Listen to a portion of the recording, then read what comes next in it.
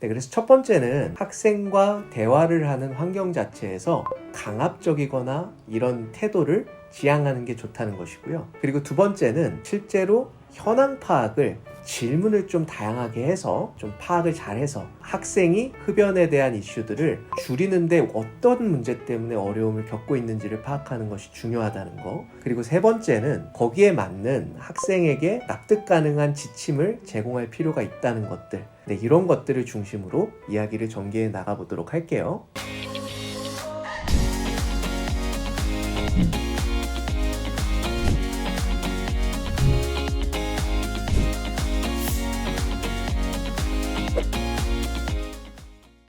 안녕하세요, 이준영 원장입니다. 최근에 흡연 관련된 문제로 이야기를 했던 시간이 있었어요. 왜냐면 요즘 생각보다 이제 조기 유학도 가고 부모와 멀리 떨어져 있는 환경에서 의외로 이런 것들을 접하는 것들이 그렇게 어렵지는 않게 된 것도 사실이긴 하거든요. 1년에 거의 10명 중에 한 1명에서 2명 정도는 그런 거에 노출이 되기도 하고, 심지어 귀국을 해서도 이런 부분을 보기에 끊고 싶어 하지만 생각보다 잘 안 돼서 그런 이제 끊는 과정에서 부모님과 학생이 옥신각신하는 경우도 굉장히 많이 있던 기억이 납니다. 그래서 저희는 저희 캠퍼스에서 어떤 식으로 대응을 해서 문제 해결까지를 해보았는지를 간략하게 공유하는 시간으로 오늘은 해보면 어떨까 싶네요. 한 5, 6년 전까지만 해도 학생들에게서, 특히 청소년 미성년자인 학생들에게서 흡연 이슈가 있었을 때는 진짜로 다그치는 일들이 비일비재했습니다. 그래서 저희 선생님들도 학생을 굉장히 혼을 많이 내고 실제로 그런 것들이 효과를 그렇게 크게 거두지는 못했던 것 같습니다. 이유는 많은 학생들이 굳이 저희 캠퍼스가 아니더라도 귀가하는 길에 다양한 사각지대들이 존재하고, 저희가 이제 아무리 그런 것들을 통제한다 그래도 풍선 효과로 오히려 반발심이 더 커져서 오히려 그런 것들을 더 하고 싶은 그런 욕구들이 커지는 경우도 있었기 때문인 것 같아요. 그래서 그 이후에 어떤 포인트들로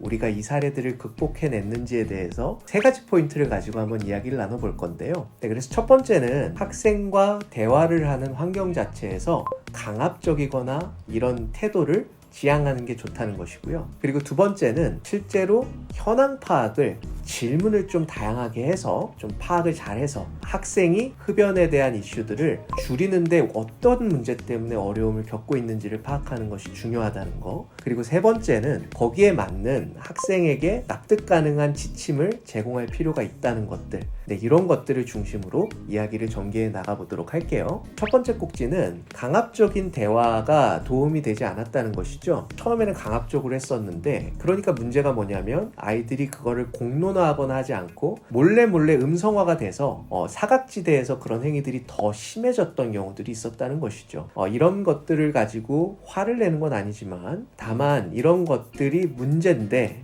그 부분에 대해서는 공감을 하는지, 그리고 어떤 부분에 있어서 지금 가장 그런 문제를 극복하기 어려운지, 또는 실제로 근본적으로는 이 흡연을 중단할 의사가 있는지, 이런 것들을 그냥 대화를 편하게 할 수 있는 분위기를 조성해서 이야기를 했었거든요. 이 선생님이 절대로 화를 내거나 비판하거나 문제를 제기하지는 않는다 라는 신뢰관계가 어느 정도 형성이 되니까요, 정말 다양한 솔직한 이야기들을 아이들에게서 들을 수가 있었어요. 또 어떤 면에서는 실질적인 어른들의 도움이 필요한 부분들이 잘 보이더라는 것이죠. 네, 그리고 이제 두 번째 포인트들은 뭐냐면, 본인도 이 흡연을 근절하고자 하는 의지가 분명히 있는지 없는지를 질문을 통해서 확인해 보는 것도 도움이 될 수 있고요. 현재 어느 정도 양의 흡연을 하고 있는지, 또는 구체적으로 장소는 어떤 곳에서 지금 하고 있는지를 확인해 보는 것도 도움이 될 수 있습니다. 그런 정보가 팩트를 가지고 우리가 가지고 있었을 때 이 친구들이 실제로 사회 규범에 너무 어긋난 행동을 하거나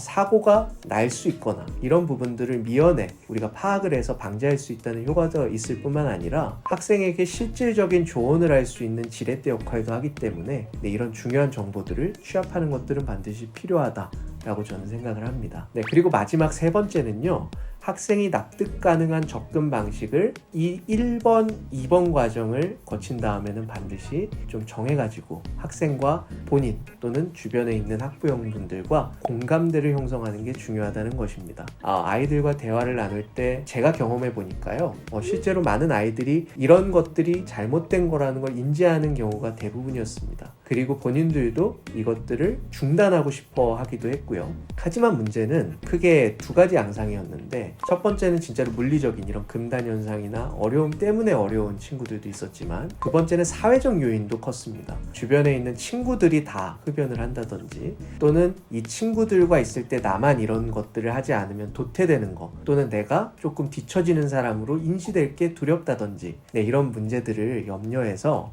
실제로 중단하는 데 상당히 어려움이 있었던 적이 많았던 것 같거든요. 그래서 이럴 때 이런 상황과 조건에서 본인이 중단을 하는 것이 전혀 문제가 되지 않는 것들을 우리가 순리에 맞게 설명만 해줘도 학생이 한 번에 끊는 건 어려울 수 있지만 단계적으로는 이제 그런 길들로 갈 수 있는 이런 스태핑 스톤을 만들어주지 않았느냐 하는 생각입니다. 청소년기의 흡연은 물론 건강상으로도 문제가 되고, 우리 대한민국이나 미국에서도 실제 법령상에 저촉을 하는 행위인 거는 틀림이 없는 것 같습니다. 물론 저희가 제안드리는 이런 솔루션이 정답이라고 주장을 하기는 매우 어렵긴 하지만서도, 그래도 단계적으로 이런 톤 앤 매너를 지켰을 때 생각보다 문제가 발생하는 것보다는 아이들이 잘 따라줬고, 실제로 극복을 하는 데까지 상당한 도움을 받았던 거는 사실이라고 생각을 합니다. 앞으로도 저희 캠퍼스의 성공 사례, 공부를 잘해서 정말 훌륭한 인재가 됐던 사례도 이야기하겠지만, 네, 이런 훌륭한 인재가 되는 과정에서도 성장통이 필요하잖아요.